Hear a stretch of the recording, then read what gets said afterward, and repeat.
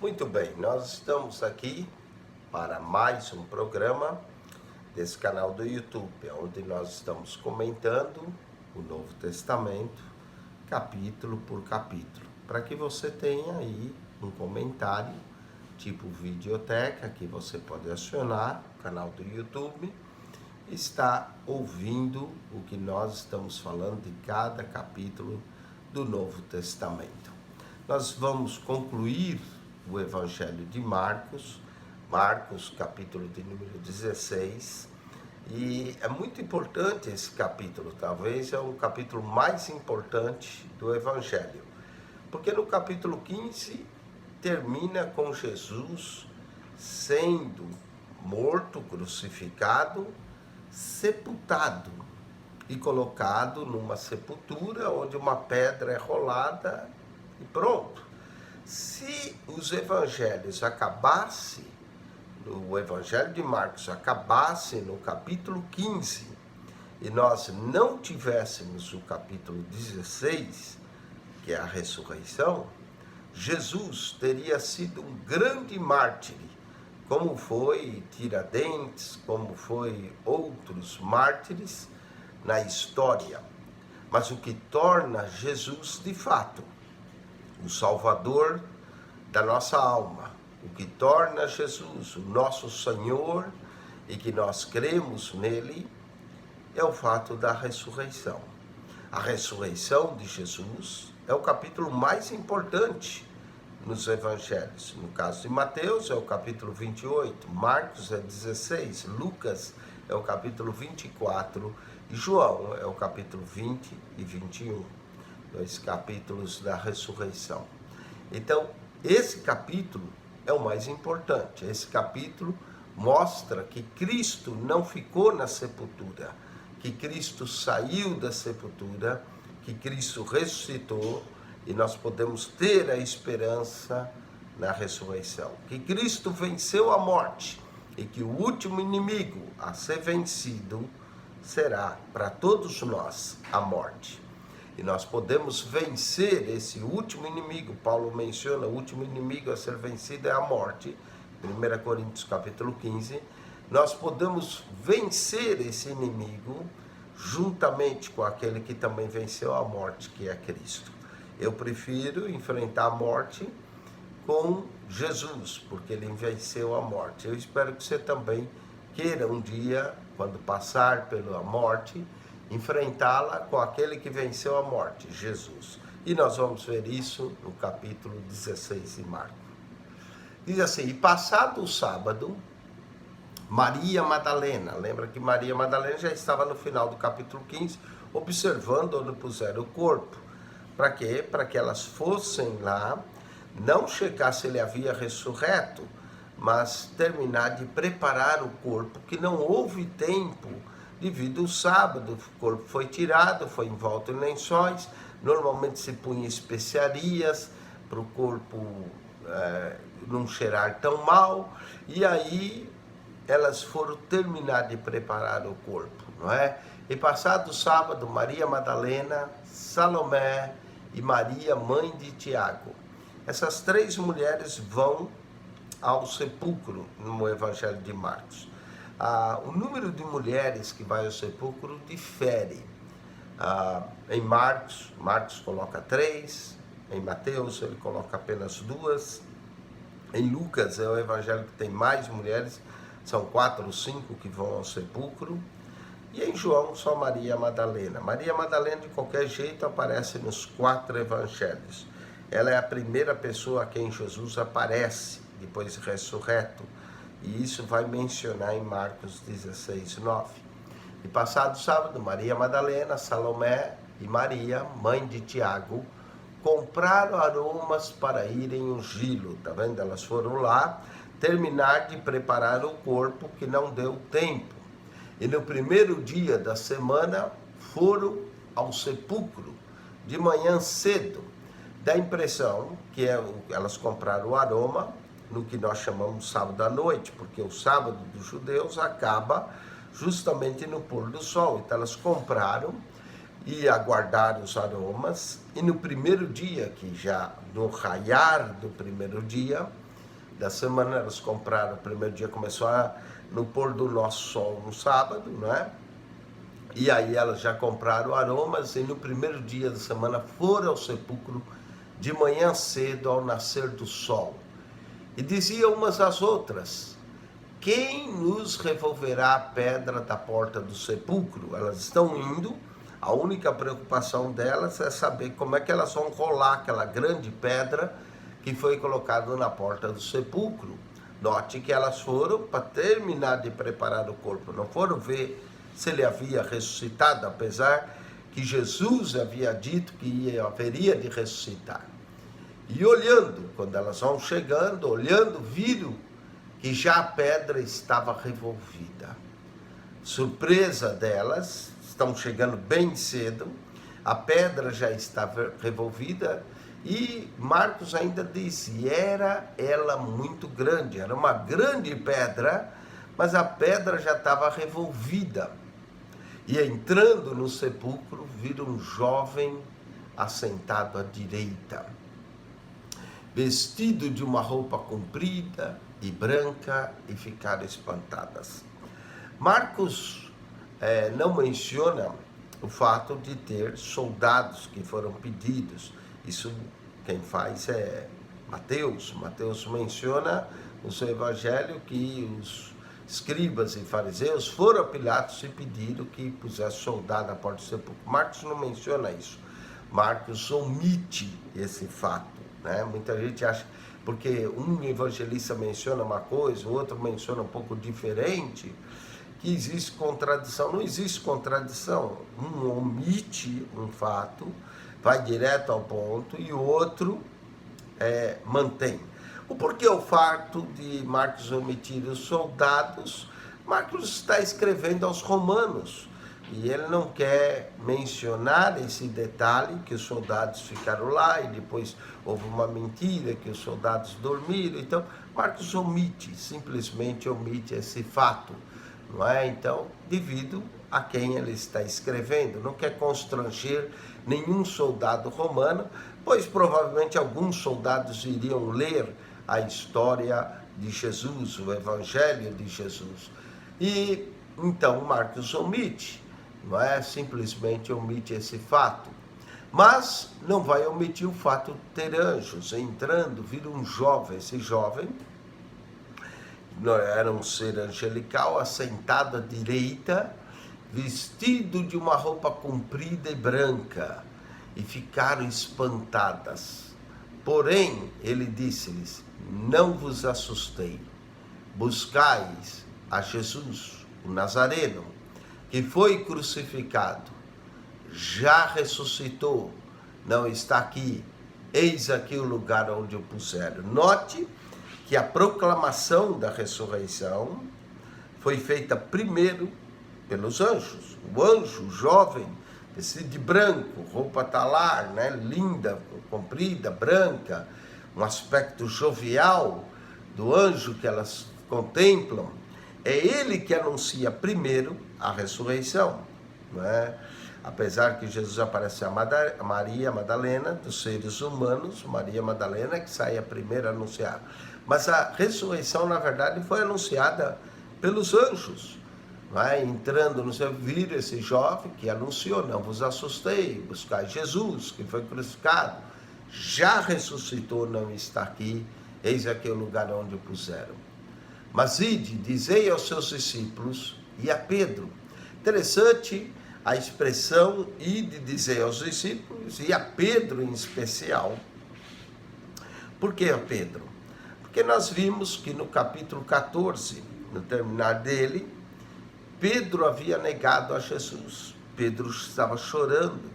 Pedro saiu de lá chorando. Pedro, que dizia que estava pronto a morrer por Jesus, haviam negado o mestre e certamente estava se sentindo bastante amargurado, triste por eu ter negado. Então a Pedro é dito em especial, não é pelo anjo, anuncia, mas ide, dizei aos seus discípulos e a Pedro, que ele vai adiante de vós para a Galileia. Então o lugar do encontro do Cristo ressurreto seria na Galileia, para que eles saíssem de Jerusalém e fossem para a Galileia. Ali o vereis. Então, note que o aparecimento de Jesus vai se dar na Galileia para os discípulos. No Evangelho de João, diz que eles ficaram em Jerusalém, com as portas fechadas, com medo dos judeus, e Jesus se pôs no meio deles. Não é? No Evangelho de Mateus também nos conta que Jesus apareceu para eles em Jerusalém. Mas aqui na Galileia, e dizer aos discípulos: a Pedro que vai diante de vós para a Galileia, ali o vereis como ele vos disse. E saindo elas apressadamente fugiram do sepulcro. Elas ficaram assustadas, elas saem até fugindo do sepulcro, porque estavam, texto de Marcos diz, estavam possuídas de temor e assombro, e nada diziam a ninguém, porque temiam. E Jesus, tendo ressuscitado na manhã do primeiro dia da semana, apareceu primeiramente a Maria Madalena. Porque Jesus apareceu primeiramente a Maria Madalena, da qual havia expulsado 7 demônios. Eu gosto de brincar e digo que Jesus era um homem inteligente, esperto. Ele apareceu primeiramente a Maria Madalena, uma mulher, para que a notícia se espalhasse mais rápido. Mas não é essa a razão. Maria Madalena, nós vamos notar que havia algo na vida dela que Jesus fez muito especial. Diz aqui: Jesus, tendo ressuscitado na manhã do primeiro dia, apareceu primeiramente a Maria Madalena, da qual tinha expulsado 7 demônios. Maria Madalena tinha 7 demônios, e o número 7 na Bíblia é completo. Ela era completamente endemoniada, mas Jesus expulsou 7 demônios e completamente a libertou. Então, era uma mulher totalmente liberta por Cristo. E Cristo vai aparecer a ela. Mas por que primeiramente a ela? Olha, se você notar no final do capítulo 15, já no capítulo 15, quem está ao pé da cruz é Maria Madalena. Quem ficou olhando aonde puseram o corpo é Maria Madalena. Quem vai ao sepulcro de manhã é Maria Madalena. Quem encontra a pedra revolvida é Maria Madalena. Então Maria se tornou uma discípula, Maria Madalena se tornou uma discípula fiel do Mestre. Ela ficou ali ao pé da cruz, ela viu onde puseram o corpo, ela foi a primeira a ir no sepulcro de manhã. Maria Madalena teve uma atitude que nem Maria, a mãe de Jesus, é mencionada com isso. Mas ela ficou tão fiel a Jesus, por Jesus ter libertado ela. Ela ficou uma discípula tão fiel que ela estava ali, ao pé da cruz. Ela viu por o sepulcro, ela foi ao sepulcro para preparar o corpo, e devido a essa, vamos supor, devoção dela ao Senhor Jesus, a essa dedicação dela como discípula fiel, Pedro, que deveria ser o discípulo fiel, que disse que não negaria, o negou. Aí fugiram, e todos fugiram, não ficaram ao pé da cruz. Só o Evangelho de João que menciona que João também estava ao pé da cruz, mas os demais evangelhos dizem que todos fugiram. Mas Maria não, ela estava ali, ela ficou ali. E devido a isso, eu creio que Jesus viu tudo isso e decidiu aparecer primeiramente a ela. Jesus vai aparecer a todos, mas decidiu aparecer primeiramente a ela. E quando ela viu, a Jesus, que ele apareceu nessa manhã do primeiro dia da semana, Maria Madalena, partindo ela, anunciou àqueles que tinham estado com ele, os quais estavam tristes e chorando. Em termos de história antiga, o testemunho de uma mulher naquela época não valia muito. Jesus apareceu a ela, claro que depois vai aparecer aos demais, mas é interessante notar isso. E a razão que Jesus aparece, como eu disse, Maria esteve ao pé da cruz, Maria teve todo momento, nos momentos finais de Jesus, ela, se podemos dizer que Jesus teve uma discípula fiel, ela foi a mais fiel de todas. Pedro, infelizmente, acabou negando Jesus com medo, os demais fugiram, todos tiveram receio, mas não ela permaneceu firme e fiel. E ela partiu e anunciou àqueles que tinham estado com ele, os quais estavam tristes e chorando. Ela falou: olha, ele ressuscitou, parai de chorar, pode se alegrar que o mestre está vivo, né? E ouvindo eles que Jesus vivia e que tinham visto por ela, não o creram. Note que não creram, porque o testemunho de uma mulher não tinha muito valor. Além do mais, eles achavam que ela podia ter tido alguma ilusão, não é? E pensar que viu a Jesus, mas não viu. E aí depois se manifestou em outra forma a dois deles, o qual iam a caminho do campo. Lucas desenvolve mais esse título desses dois discípulos que iam a caminho do campo, iam a caminho de Emaús. Marcos só menciona no verso 12 que Jesus se manifestou a dois deles que iam a caminho do campo. E indo esses anunciar aos outros, mas nem ainda esses creram. Então, Marcos diz que Jesus apareceu primeiramente a Maria Madalena, que foi e anunciou, e eles não creram. Depois apareceu a dois no campo. Depois você pode ler Lucas 24, ele desenvolve mais até a conversa de Jesus com esses dois que também vieram e não creram. E finalmente Jesus então vai aparecer a eles. Verso 14, aí diz: finalmente apareceu aos 11. Judas já tinha ido se enforcar, não é? Apesar que Marcos não menciona nada acerca de Judas, nós sabemos acerca de Judas por outros evangelhos, Mateus, por exemplo. Finalmente apareceu aos 11, estando eles assentados juntamente. E lançou-lhes em rosto a sua incredulidade e dureza de coração. Apareceu aos 11, estando eles juntamente. O Evangelho de João diz que quando Jesus apareceu, Tomé não estava. Então, Tomé estava ausente e só vai ver Jesus 8 dias depois.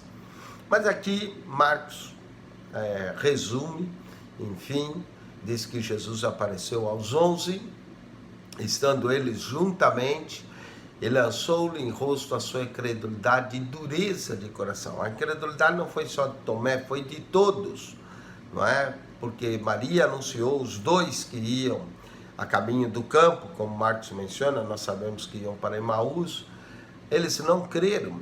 Então Jesus vai lançar-lhes em rosto a sua incredulidade e dureza de coração, por não haverem crido nos que tinham visto já ressuscitado. Realmente, se a gente não crê que Jesus ressuscitou dos mortos, nós somos incrédulos e somos os mais indignos dos homens, por não crer na ressurreição. Se alguém não crê, vai perder essa grande salvação, porque nós cremos que Cristo morreu pelos nossos pecados, isso é metade do Evangelho, mas que ressuscitou ao terceiro dia para nos dar vida. Então o Evangelho completo é crer na morte e na ressurreição de Jesus. Pode notar que todos os Evangelhos acabam com a ressurreição. Se você não crê na ressurreição, você não crê no Evangelho, não é? É preciso crer que Cristo morreu e ressuscitou dos mortos. Isso é o Evangelho completo. Tem muita gente que fica adorando o Senhor morto, o Senhor pendurado na cruz. Nós temos que entender que o Senhor morreu de fato, mas que Ele ressuscitou, Ele está vivo, né? A cruz dos cristãos está sempre vazia, porque Cristo ressuscitou, Cristo está vivo. Cristo não está ainda pendurado numa cruz, como alguns o querem manter pendurado na cruz. Cristo ressuscitou, ressuscitou de forma gloriosa. Nós cremos no Cristo ressurreto, no Cristo vivo, que está conosco todos os dias até a consumação dos séculos, conforme diz no Evangelho de Mateus: eis que estou convosco todos os dias até a consumação dos séculos. Então nós cremos no Cristo ressurreto. Jesus finalmente apareceu aos 11, lançou-lhe em rosto a credulidade, dureza de coração, por não haverem cridos que já tinha visto ressuscitado. E disse-lhes, agora Jesus vai dar a comissão para eles: ide por todo mundo. Note que a pregação do Evangelho é para todo mundo. E pregai o Evangelho a toda criatura. Quem crer e for batizado será salvo, mas quem não crer será condenado. Então Jesus deu a grande comissão: ide, a igreja tem essa obrigação de ir por todo o mundo. E eu espero que esse vídeo que nós estamos fazendo possa ir também a todos os lugares onde se fala a língua portuguesa, por todo o mundo, pregai o evangelho a toda criatura. Cristo quer que o evangelho seja pregado a toda criatura, para que ninguém possa ter desculpas diante de Deus. Há lugares ainda que o evangelho não chegou, mas com a tecnologia, com a ida de missionários, há lugares difíceis, por exemplo, na janela 1040, que é uma latitude e longitude no mapa mundi, dos países menos evangelizados, dos países onde existe oposição para que o evangelho chegue, alguns países muçulmanos, que é proibido, mas graças à tecnologia, quem sabe eles podem ouvir o evangelho, né, sem arriscar a vida de missionários, ainda que se os missionários arriscar sua vida pelo evangelho, são bem-aventurados, porque bem-aventurado aquele que tem a alegria de morrer como mártir pelo Senhor Jesus. Mas ide, disse Jesus, por todo mundo, pregai o evangelho a toda criatura. Quem crer e for batizado, é preciso crer no evangelho e é preciso ser batizado como testemunho da nossa fé, da nossa identificação com Cristo. O batismo nos identifica com Cristo. O batismo é um simbolismo muito bonito. Quando afundado na água, somos sepultados com Cristo, mas não vamos ficar ali debaixo d'água. Normalmente somos puxados para cima e ressuscitamos uma nova vida, assim como Cristo ressuscitou. Quem crer e for batizado, essa identificação da morte com Cristo e da ressurreição com Cristo, será salvo, mas quem não crer será condenado. Salvação só existe em Jesus, não existe salvação fora de Jesus. E esses sinais, os sinais que vão seguir aqueles que pregam o evangelho, seguirão os que crerem, em meu nome expulsarão demônios. Nós vemos em todo o evangelho de Marcos, Jesus expulsando demônio. Logo no capítulo 1, um homem com espírito imundo na sinagoga é expulso.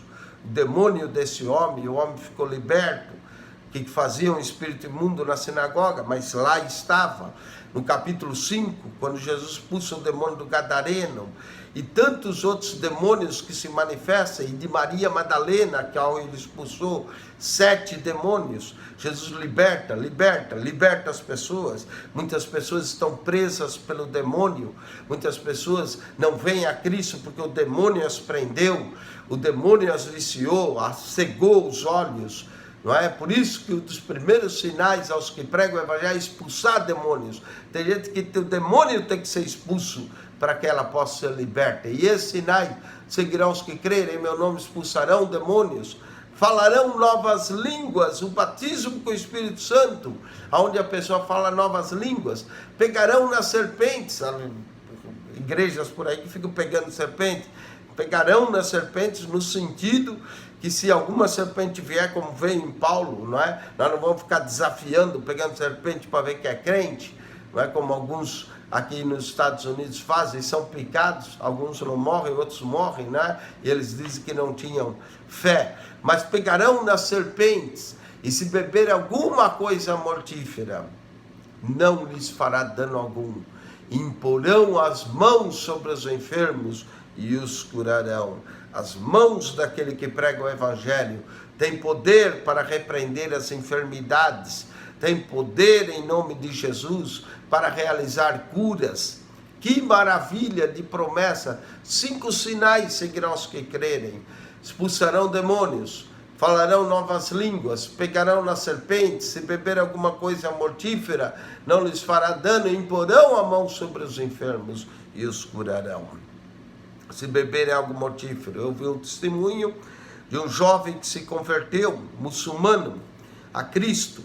A família o rejeitou, mas 1 ano depois ele permaneceu firme. Tentaram de tudo para tirá-lo da igreja. E 1 ano depois a família toda entrou na igreja e se entregou a Cristo. E o pastor ficou tão admirado porque eles o fizeram. E eles disseram que quando o filho se converteu, a família quis matar o jovem. E eles então punham veneno na comida dele por 1 ano. E ele comeu e estava vivo. E eles então ficaram tão comovidos com aquilo, vieram se entregar todos a Cristo. Isso é um testemunho real de um muçulmano, que eles puseram veneno e nada lhe fez dano algum. E eles então decidiram todos se converter a Cristo. Cristo ainda realiza milagres, milagres extraordinários, porque o poder de Jesus não mudou. Não é? Porão a mão sobre os enfermos e os curarão. Centenas, milhares de pessoas têm sido curadas por Cristo. Centenas, milhares de pessoas, o demônio tem sido expulso. Centenas, milhares de pessoas têm falado nova língua. E centenas e milhares de pessoas têm pego em serpentes sem nada lhes fazer mal nenhum. Esses sinais seguirão aos que crerem. É aos que crerem. Os sinais não seguem a pastor, evangelista, presbítero. Não é o título que dá o sinal. Mas os que crerem, os sinais os seguirão. Ora, o Senhor, depois de lhes ter falado, foi recebido no céu. Jesus ressuscitou e subiu ao céu e assentou-se à direita de Deus, da qual nós estamos aguardando o dia bendito, maravilhoso da volta de Jesus. O Senhor subiu, assentou-se à direita de Deus, e eles, tendo partido, pregaram por todas as partes, cooperando com eles o Senhor e confirmando a palavra com sinais que se seguiram. Amém.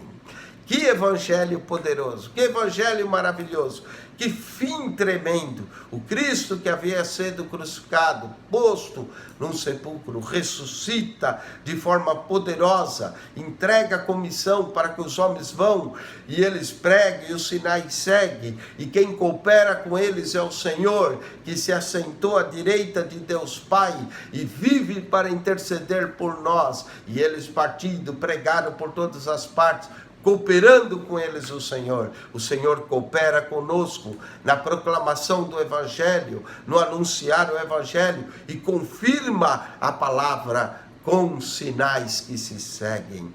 Ora, meu amigo, que se você ainda não entregou sua vida a Cristo, se você não creu, que você possa crer. E se você já é crente, que esses sinais sigam você e que você também possa anunciar a todos as maravilhas do Evangelho de Jesus Cristo, porque os sinais acompanham, o Senhor confirma a palavra com esses sinais. Assim, nós concluímos o Evangelho de Marcos, o Evangelho poderoso, o Evangelho maravilhoso, o Evangelho que termina com a ressurreição do Mestre, sinais, uma ordem para que nós vamos e pregamos, e termina com esse amém. Amém quer dizer assim seja. Que Deus te abençoe, que a graça de nosso Senhor e Salvador Jesus seja contigo. Que o amor de Deus, nosso Pai, e a comunhão rica, doce, maravilhosa do Espírito Santo esteja conosco. Quem esteve aqui anunciando e ensinando e proclamando esse Evangelho, pastor Eugênio Piacentini. Assim concluímos o Evangelho de Marcos. Assista os programas, os vídeos que já fizemos do Evangelho de Mateus, concluindo Marcos com a graça e misericórdia de Deus. E vamos continuar falando de Lucas. Nosso próximo programa, introduziremos o Evangelho de Lucas. Assista também a introdução do Evangelho de Lucas. O maior evangelho que nós temos é o Evangelho de Lucas, em termos de versos, de palavras. Marcos é o mais curto, 661 versos, mais poderoso, maravilhoso. Lucas é o mais histórico, mais detalhista. E assista a introdução no Evangelho de Lucas. Com isso concluímos o Evangelho de Marcos. Que Deus te abençoe, que a graça de Jesus seja contigo. Amém e amém.